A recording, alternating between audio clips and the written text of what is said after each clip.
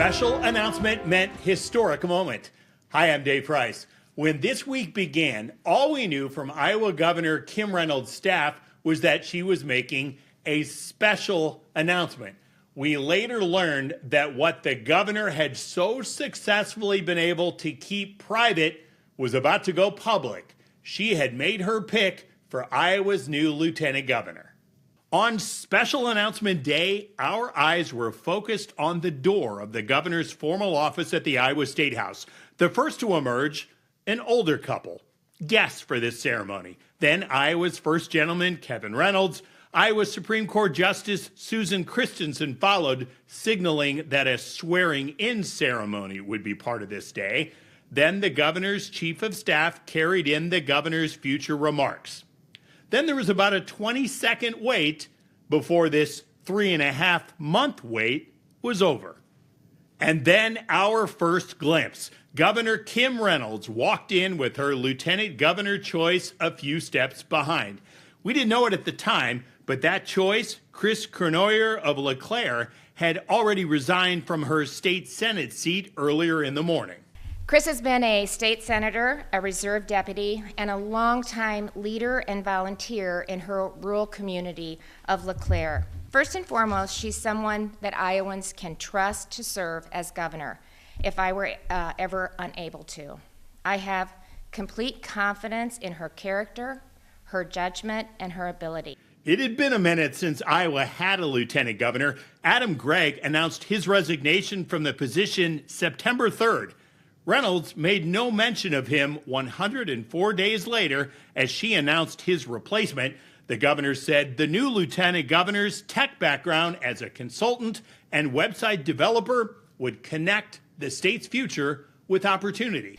Given this firsthand experience, Chris understands that one of the most effective ways to promote innovation in our economy is to promote it in our schools. As a member of the governor's STEM Advisory Council, she's been a key ally in my administration's efforts to prepare every student for the modern economy. Just as importantly, she has one final central trait that I love, and that is she's a doer. She gets in there and she wants to make a difference. And that I will faithfully... With her parents looking on, Cournoyer took the oath of office, making history. Never before in its 178 years has Iowa had women serving as both governor and lieutenant governor. As now or hereafter required by law. As now or hereafter required by law. It's an honor and somewhat surreal to be standing at this podium as Iowa's lieutenant governor. It's surreal for exactly the reason why Governor Reynolds just mentioned a moment ago.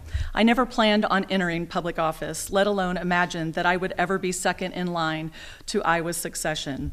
In other words, this is a humbling responsibility for me, and Iowans can be confident that I will always approach it with the seriousness that it deserves. Reynolds and Cournoyer share some similar paths in that they were both elected locally first. Reynolds as the Clark County Treasurer and Cournoyer as the president of the Pleasant Valley School Board.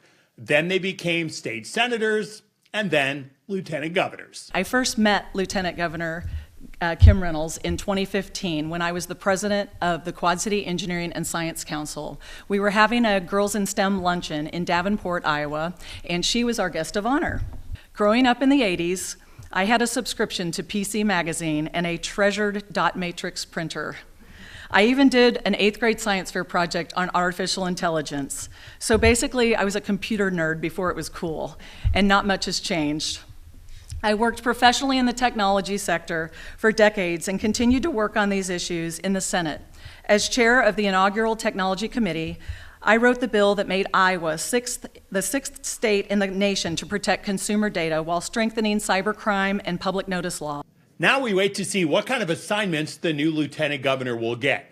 But the governor brought up that she wants the state government to be more efficient and the best value for taxpayers. Some of this will be necessity because we have seen the projections that show that the state of Iowa is bringing in shrinking revenues, largely because of new tax cuts. And we know that Republicans want more future tax cuts, which will further reduce revenue. Republicans have also committed hundreds of millions of dollars each year for families to go to private school. So we will see if Lieutenant Governor Chris Cournoyer can use some of her experience in technology to find new efficiencies and new cost savings for the state of Iowa. That's Inside Iowa Politics this week. I'm Dave Price.